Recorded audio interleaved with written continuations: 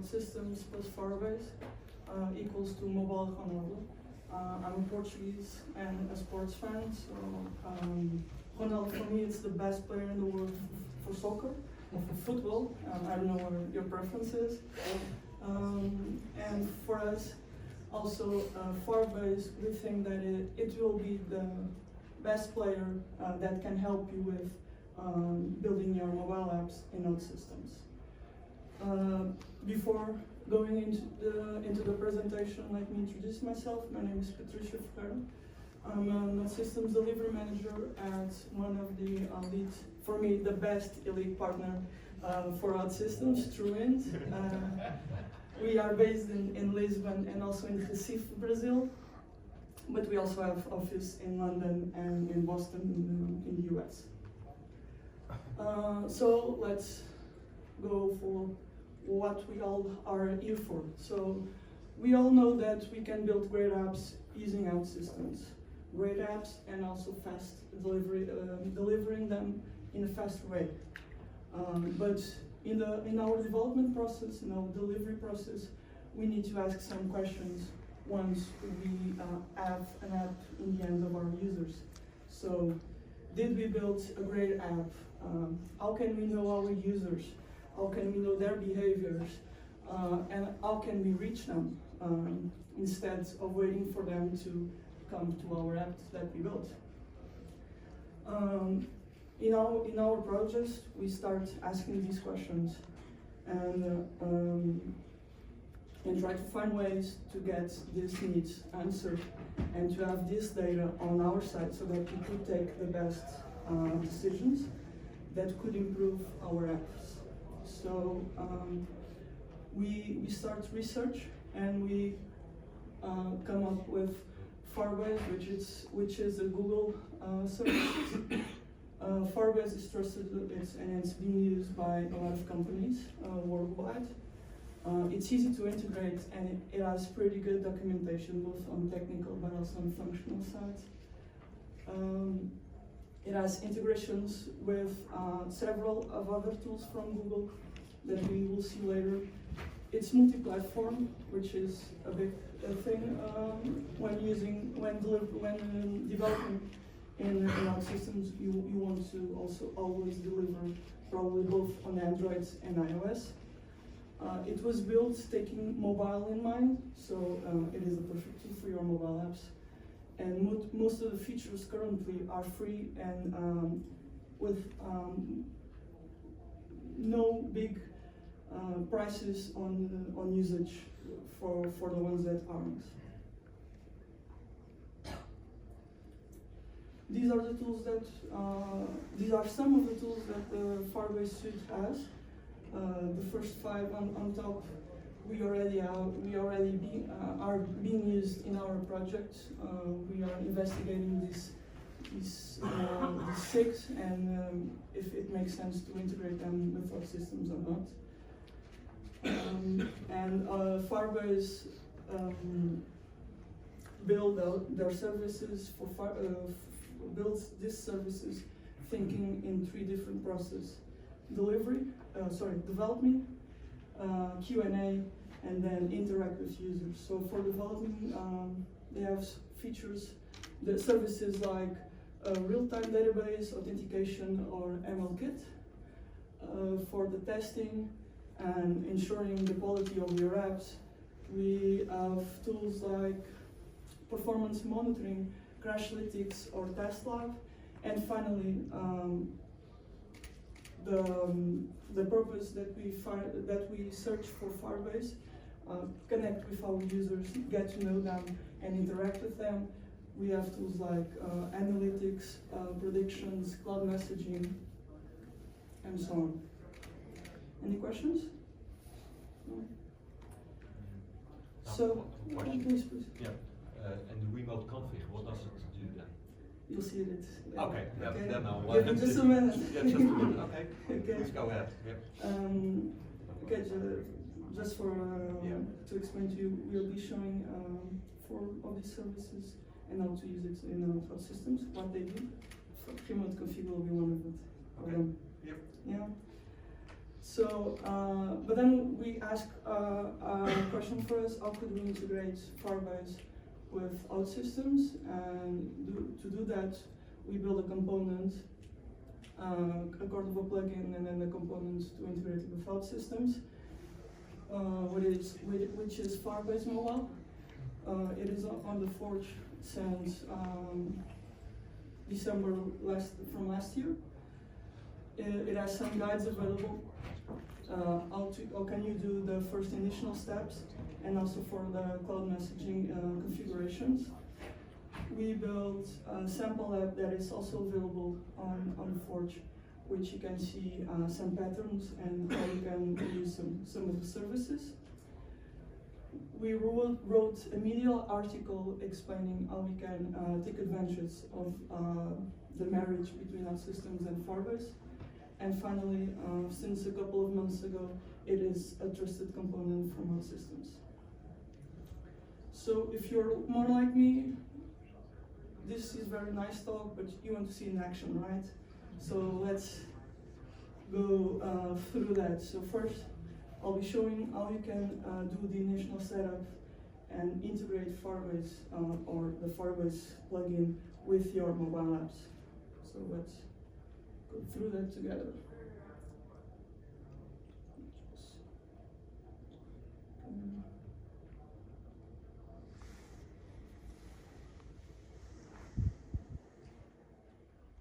Alright, so the configuration guide is available on the documentation section of Forge. You can see that you'll need to do some configuration for both your Android and iOS. This is two individual processes. And you need to go to the Firebase console, configure your app for Android, and you'll get a JSON file that I'll be showing you in a bit. And then do it again for iOS, and you get a plist file. After that, you need to zip those files. So this is a sneak peek. Another one. All right. So I already configured those steps on the Firebase console, and I have here both the Android and iOS and the iOS file. Just a small remark: if for some reason you are only developing in one of the platforms, then just do these steps with one of the files. You don't need the other one. And what you need to do is just select those files, zip them.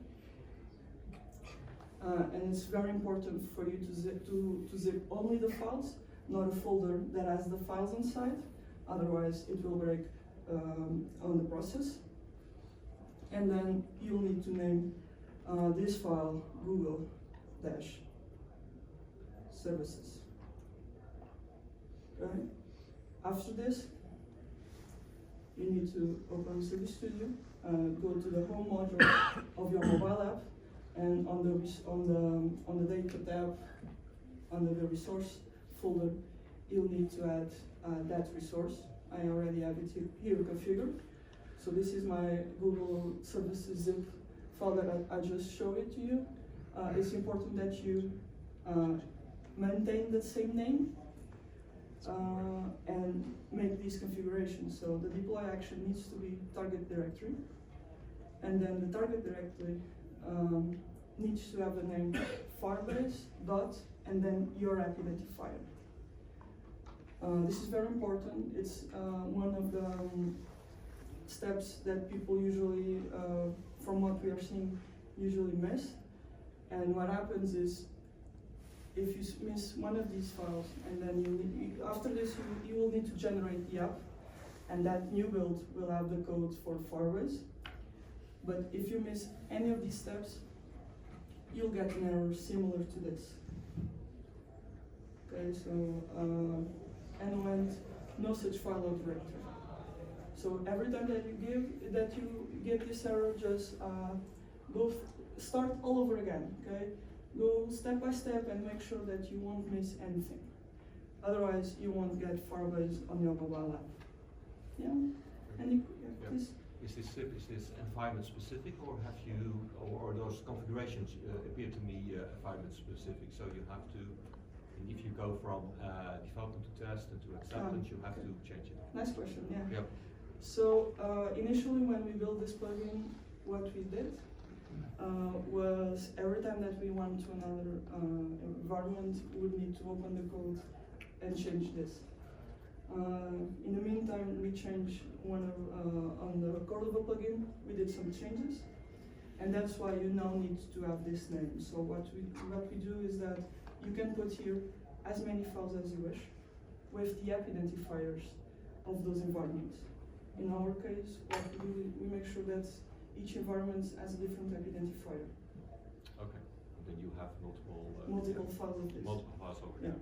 And in each environment, when the app generates, it is search specific to the one which has the app identifier of that environment. Thanks. Yep. Yeah, next question. Right. Any more questions? No? So let's go through. So once you get to this boring step of the configuration, you now have Firebase on your app.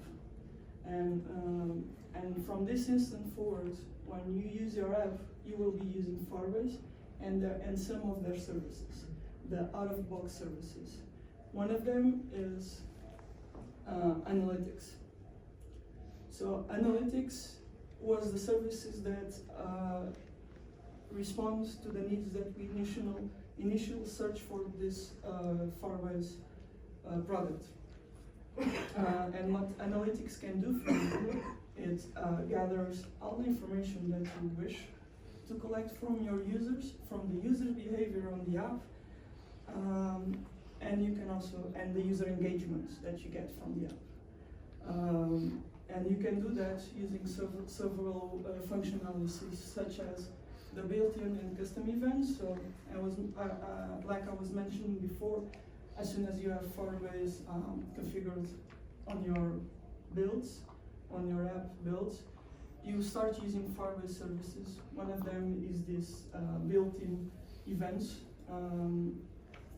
As an example, and Firebase has this very well documented which events they collect out of the box, if you want to see them and to get acquaintance with them. But for example, when the user first opens the app, they collect that and they show it to you on the dashboard or using external integrations to see the data. It also allows you to do custom events, and this for us, it was what answered our needs. So we put custom events in our code, and I'll show you later how you can do that. And then you get that data. So every time that a user, let's say, logs in, if in the end of your login action you just put a trace of events, you'll be able to see every time that a user, every logins that you have on your app. You can also measure the screen usage, so how much time a user is in which screen. We did this just as a tryout, and in one of our projects, we find out that when you roll out Firebase, so we already have an application in production, and we roll out the integration with Firebase later, and we find out that users were spending 30% of their time on the login screen. It was the most frequently used screen on the app, and as you can imagine, this is not a good thing, right? You want for your users to get over the login screen as quick as possible, as easy as possible. So what we did is that we went through our backlog and fixed all the issues that we have with related to authentication, to the login. And after that, after we released that to production, we noticed that login screen usage decreased. And for example, in our case, it was the home page, the start of our app, and we starting notices that users were spending more time on the home page. So this is very simple for you to do, and it can give you very valuable insights of the behaviors of your apps. Please. Small question. the users of that app that are monitored, how is that related to the permissions they have to give or can switch off to do that kind of? Can you repeat the question? Sorry, yeah, of course. So the server was asking. My question was the users of those apps in which you have this Firebase tool installed. Do you have to give permission, or is this, how is that? Yeah, so we do it with our own logic. It's not a native thing that. So the question is if the user needs to give permissions for them to collect the user data from their devices. And this doesn't ask for a specific permission on the device. The only thing that it's asked when you integrate with Firebase is regarding notifications, and that will appear on the store. What we do is that we have terms and conditions where we state that we are collecting data there. So it needs to be done by the business. It cannot be. It is not out of the box. Yeah, please. How does this work on server side? So this is server side exclusive, offline that doesn't work? Okay. So the question is if this is server side exclusive and if it works offline. So this is client side exclusive. And again, if you give me 5 minutes, I'll show it to you. And answering the other question, offline, it works. So what is done under the hood is that Firebase stores the events, and then when it has a chance, it pushes back to the Firebase warehouse. Yeah. So it measures screen usage. You can also state user properties or define user properties for your users that you later can use to define audiences and user segments, and for which you can. So this is like group of users. You can group your users based in certain conditions, and later you can study the behaviors of those specific groups, or even integrating with other services. Let's say, for example, cloud messaging, so the services that sends notifications to the users. You can target only specific groups of users using these user properties. And finally, it integrates with BigQuery. BigQuery is another tool from Google. It keeps all the data, so it exposes the data to BigQuery, and you can do your own queries for the raw data. Or, for example, using another tool for another service from Google, which is Google Data Studio, integrated with BigQuery, that also integrates with Firebase. You can build awesome reports that's for you to see the user behaviors and so on. Yeah, any questions? No? Okay, finally, analytics, in my opinion, is the most powerful services from Firebase. And this integrates with almost every other services that Firebase has in its suite. Okay, and we will later see how this can be done. Yeah, so you ask now, how do I do it? How can I integrate at least a custom part with my code? So this is the Outsystems module for Firebase mobile component. It's a mobile module, and on the analytics folder, you have the action log event. So using this action, which receives an event name and something that I haven't mentioned yet, which is the parameters. So parameters is data that you can configure on your events, and you can say, so picking up my example from before, the login, you can state with using a parameter if the login has been successful or not. So let's see it, for example, here. on our sample.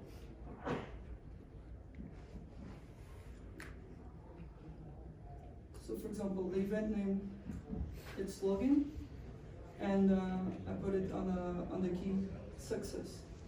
And in this case, since it's 0, the login was unsuccessful.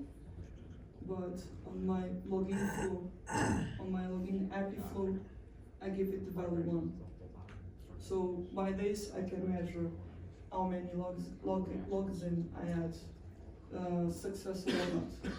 An important thing to mention about parameters is that they are very limited. The amount of parameters that you can use on your Firebase project. It's limited to 100 parameters for all of your events, all of your custom events, and on top of that, on top of the 100 parameters, only it's a max of 50 that can have the value of text, and a max of 50 that can have a value of integer. So for example, here we use the integer because it's on our case it is the most uncommon value that we have. Yeah, please. Does the event logging create any performance impact on the application itself, or is it very, very lightweight? So the question is if these events impact performance of your actions. In our opinion, we haven't noticed any performance decrease. Yeah. We also don't do them. So we do a top 1 per action. No further than that. So this is how you can custom an event on your app. It's pretty simple. So the big work, I believe, it won't be on the development process. It will be on the business to make the decisions and so on. One other functionality that you can also take advantage, in our case, it was very valuable. It is the set screen name action. So for the case that I mentioned before regarding the login, where we noticed that users were getting stuck on the login screen, it was using this action, and what we do is just encapsulate it on initialize action of our layout. Then we pass a variable that is stated in every screen, and it's done. And something that I haven't mentioned yet, it's the set user ID action. So this will be the identifier of your user, on the Firebase data. We also come to the conclusion recently that this attributes or this field on the Firebase data, it also is responsible for the unique user count on your Firebase dashboard that you see just out of the box there. One thing that is important is don't put it sensitive data here. So email, name, don't do it. If your application is exclusively in Outsystems, I believe that user ID will be the best approach for this. And finally, on the analytics, we also have the set user property, which I explained just earlier, that it is the way that you can segment your users in groups and later target them. So it receives a property name. Imagine that I want to segment my users by language preferences. So for example, on the property name, I would put language, and on the value, English, Portuguese, Dutch, and so on. And yeah, please. How you compare the Outsystems built-in users and Firebase users? It's the same or it's different? Yeah, so the question is if how you compare Firebase users with the Outsystems users. For us, it's the same. Our users will have a part on the Outsystems part and a part on the Firebase part, and they are integrated. And how you set up Firebase UID with Outsystems? Yeah, so we can use, for example, the user identifier on the user table from Outsystems. It's, I don't know, so this depends on the business case. So how you identify the user in your application should be the way that you identify the user on the Firebase, so that it's consistent. Thank you. Consistent across all the tools that you use, all services that you use. Yeah. Okay. So I don't know if you have any more questions regarding analytics. If not, let's see the next cool feature for Firebase, which is cloud messaging. And I think that almost all of you have used Firebase, have used notifications on your apps. Probably them using, I don't know, push or OneSignal. And on those products, you would need to enable something that is Firebase cloud messaging, so that you could connect it to so that you could be allowed to send notifications to Android devices, right? So the Google extended the services that Firebase did, and they integrated with also a mechanism to send notifications, an engine that sends notifications to users, and it is what cloud messaging does. So you now can do that. You can now can send notifications to the users and integrate with other tools from Firebase, so all in one, and less plugins to use. You can send push notifications that it will enhance the user acquisition of the app. So usually we expect that users go to our apps by themselves, right? Using push notifications, we can just get their attentions in a different way, and in some way have some control of it. So just say, hey, I'm here, just come here and see this. But we can also use cloud messaging for another usage, which is silent notifications. So notifications that are not visible for the user, and then you can do stuff with it, such as update the message on your app, or just do some background activity that you need to do on your app. And then you can also use the topic messaging service functionality. So topics, it's another way of group users, but this is dedicated only for cloud messaging. It's a way that you can use also.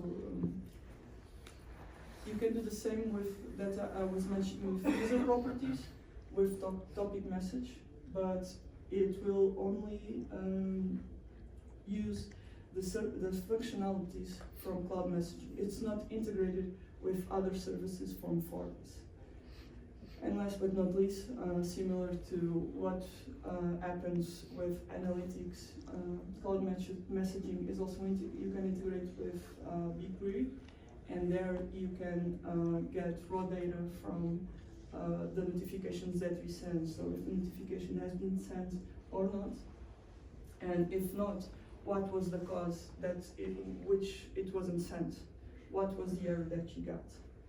And here it is very valuable for you to store the instance ID, which is another identifier that Firebase gives. That then you can relate a specific user to the raw data of notifications. And this is very important, for example, for troubleshooting purposes. So if you heard that a certain user didn't receive a very important notification, for example, of if the service it's not being available for that user, you need to search for the instance ID that you stored earlier in another place on your mobile app, and with that ID you can search for this raw data that Firebase gives us, and to see what was the root, what caused this particular user didn't receive the notifications. I don't know if you have any questions? No? So let's see how you can integrate cloud messaging with your app. So there are several guides available on the Forge component. We have the guide on how to configure push notifications on the console, and this needs to, so you'll need to get this server key so that you can use it on the server logic to send notifications. You'll get this key to send notifications using the REST API that they provide us. And then you will need, and this is iOS exclusively, you need to configure APNS certificate on the Firebase console so that after it you are allowed to send notifications to your for your iOS devices. And after that is only setting up some Outsystems logic that you need to do. If this isn't still, it's not clear, Jay Santos, also a developer advocate from Outsystems, also did this really cool video. Just take a look if you're having some issues. Configure push notifications. I won't get in deep with this, I just want to show you also.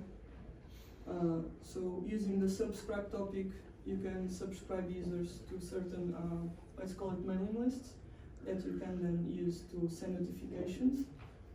So you are allowed to send notifications in two different ways, by giving by specifying a user, or just targeting a topic.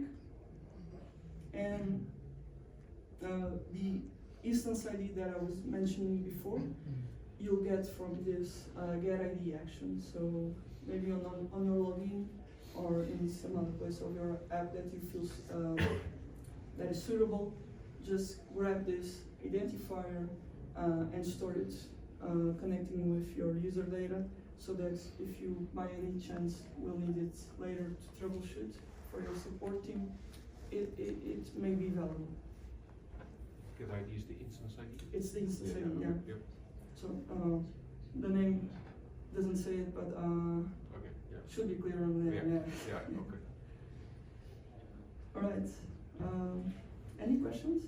I'm only showing you the client's logic, but on the plugin there's also the server-side logic that you can just use. No? So we are halfway of our presentation.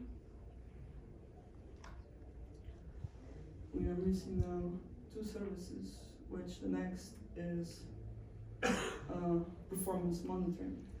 So I don't know about you, but when I open an app on my phone, I want to be as fast as possible.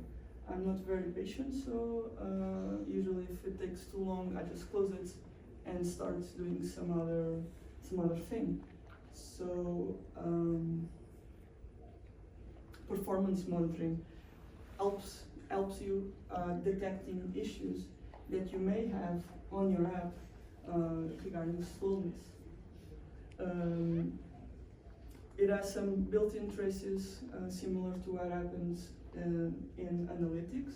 So for example, it's automatically also gets the time that the app takes from opening to show the app to you, to get ready to show it to you. It traces that, for example, and also the time that it takes to come from background to foreground. but any other trace that you want, you will need to custom on your code. Then you can pick those traces, and by the Firebase console gives you very determined conditions that the devices work, such as the network, latencies, or the module of the device, which type of internet connection it has, and so on. And finally, you can configure on the Firebase console alerts to notify you when certain performance traces reach a certain time. So picking up on our example that of the login action. Sorry. So seeing it on the code and picking up the example of the login action, we can use it with a start trace and a stop trace action. So at the beginning of your action, you just put this start trace and give it a name that will later be used to identify this trace on your data. And at the end of it, you just put a stop trace. So let's see it. So here on our login, we start the trace at the start of the action. We call it login. And then on the end, we put a stop trace exactly with the same name. And please be careful with type errors, or it needs to be exactly the same name, otherwise it won't work. And additionally, on our exception handling, we also have a trace so that we don't have any trace that it hasn't been stopped. Yeah, so it is easy as this. And then you can see on the Firebase console, under the quality performance. So this is just a sample. It doesn't have so much data, but as you can see, you have here the app in foreground. So this is the amount of time that the user spends with the app open. And for example, you have here the app start, so the amount of time that the app takes since it's closed and you open it, so that the amount of time that it takes for you to be shown to you. And here, for example, we have here our login trace, custom trace, that then we can see here all of data details. So you can see the app version of the app, country, operation system, device, and then internet settings. Yeah. So let's go to the last functionality, which is remote configuration. And this is actually one of my favorites. We don't, at least I'm not aware that we are using it in any of our projects, but we did it just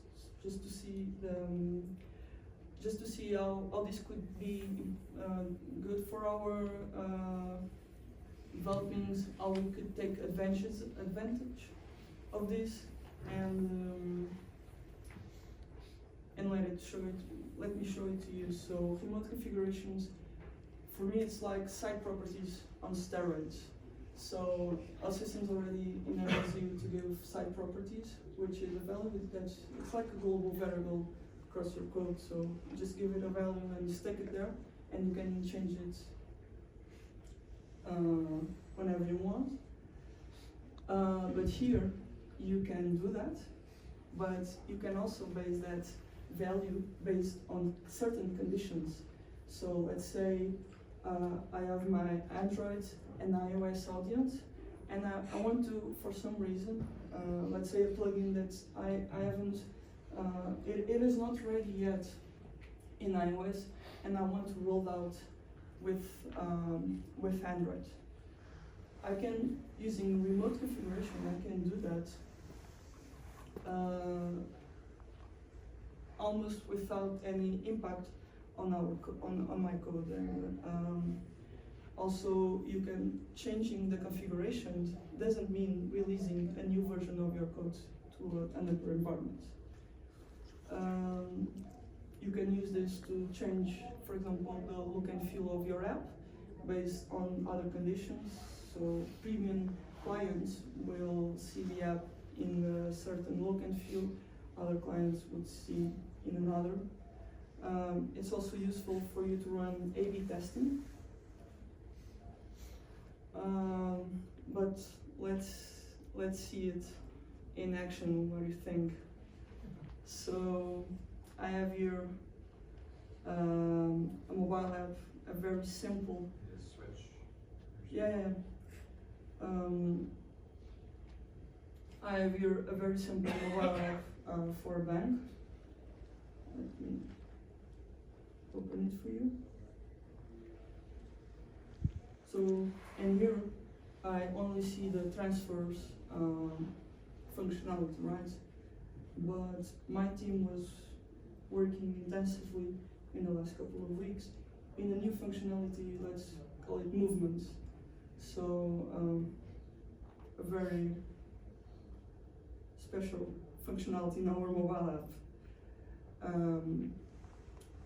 But we are not, we only want to release this to a specific group of users that we have. We feel that we want to see if the user responds well to the way that we build this. So using remote config, you can do this. What you need to do on your code is just fetch configurations that I'll show you in a bit on how you can configure, activate them on your devices, and then whenever you need, you just get the value of the certain configuration that you define. Here, so Firebase has documented strategies for you, for suggestions for you to how the approach of fetching and activating these configurations should be. So their recommendation, just search for that documentation and you'll see that. But here, for example, we took advantage of another functionality from Firebase, which is silent push. So every time that we push a silent notification to our device, we will just fetch these configurations and activate them. And then on our UI, what we did is, get the configuration on the onReady event, and so it's the show movements configuration. We put a local variable, which we did the value, so true or false. It's a Boolean variable, and then this is Outsystems. We just hit or show a part of our code based on this configuration. Okay. Now I show it how to do it. Let's see it in action. So let me just set it up so that you can see the app at the same time.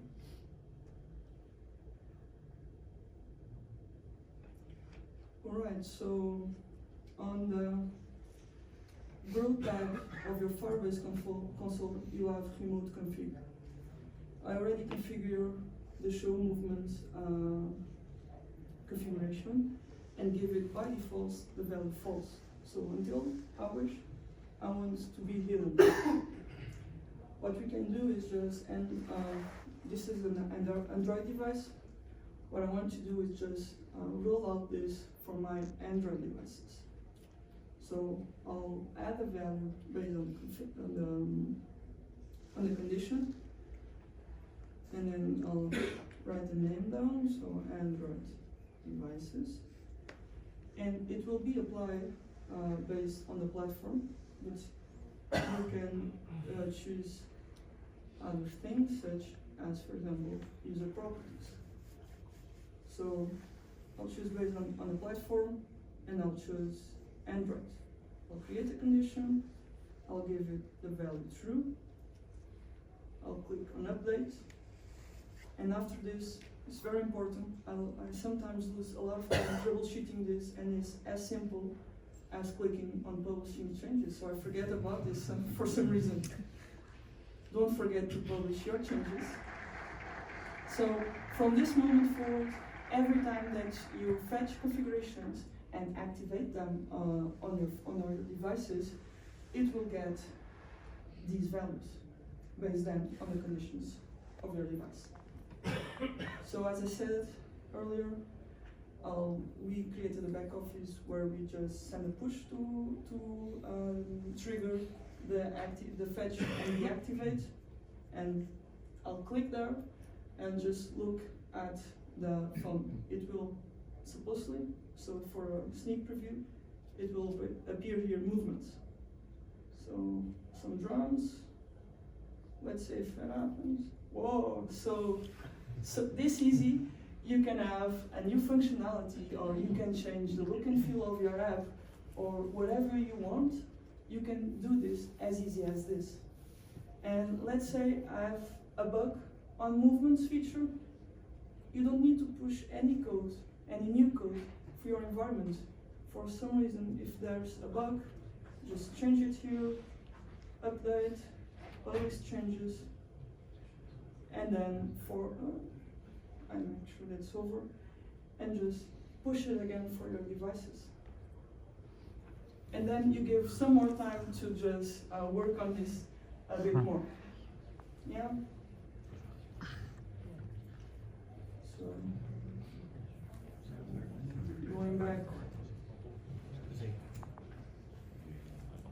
to our presentation.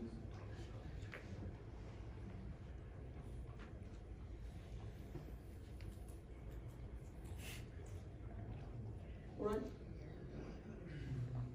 This is it. Thank you for being here. It was a pleasure.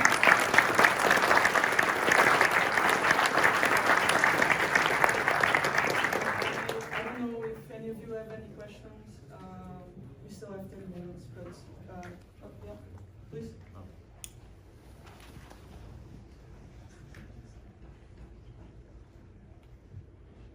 It's a question about the log events. How did you go about debugging the log events? What do you mean for debugging? So as far as I know, the events are only sent once in a while, once every hour. While developing, you would like to see the events popping up immediately. We didn't get over that. Yeah, this is very. I forgot to mention this. So don't get scared if your events don't show immediately on the console on the day. So it takes. I think that what is documented, it can take up to 4 hours to appear, but the first time that you configure, it can take up to a day. So don't get scared. This is very important. Thank you.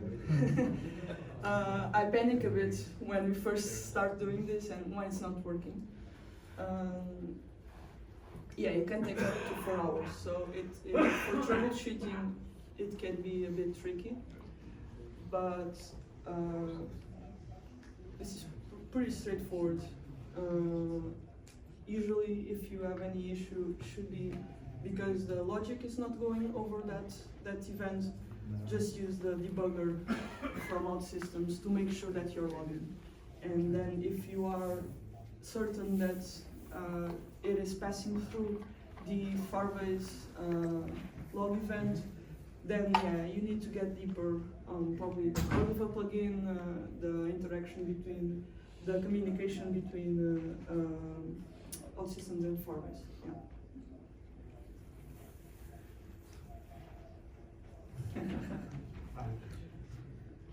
Just one second question. You mentioned that the plugin was a trusted component. Yeah. How should I interpret that? This is Outsystems, yeah. So Outsystems, So I can take that. So the distinction in the Forge is there are components that are just in the Forge, there are components that are trusted, and then there are components that are supported. Supported means fully supported by Outsystems. You can submit a support ticket, et cetera, et cetera. Trusted is they've been reviewed by a panel of moderators, right, who've gone through, verified that the component does what it says it does, but they're kind of a in-between tier from supported to just, you know, something that somebody submitted. Does that make sense? Yeah, and also verified user security. To the best possible. I mean, this is a community-based moderation panel, so we're not. It's not a guarantee. It's not a